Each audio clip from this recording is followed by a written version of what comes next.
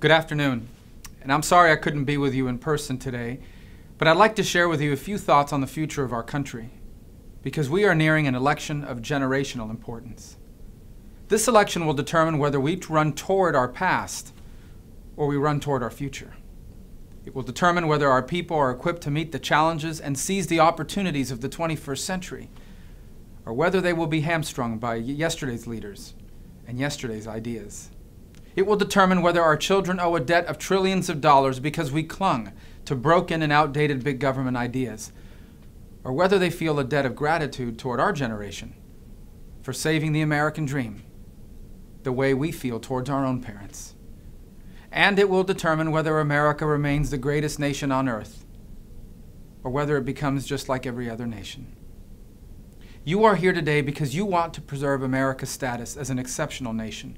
It's a goal we all share. It's the goal that brought me into public service and that drives my campaign. You see, the American dream is about one thing more than any other. It's about giving your children the chance to do the things you could not do, go to the places you could not go, and open the doors that were closed to you. And here is the question facing us in this election. Will we reclaim the American dream for all Americans?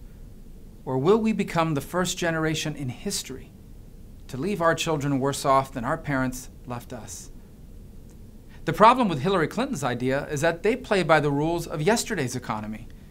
She seems to believe that the reason yesterday's ideas are failing is not because they're outdated or broken, but because we aren't spending enough money on them. But I believe something different. I believe that instead of pumping today's money into yesterday's ideas, we should create policies for today that reflect the extraordinary promise of tomorrow. And that's what I will do as president.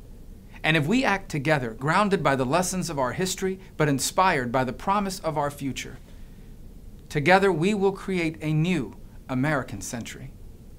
If we make our time one of a growing economy, not a growing government, of opportunity for all, not for a few, of American leadership, not American retreat, then we will be on our way to a new American century.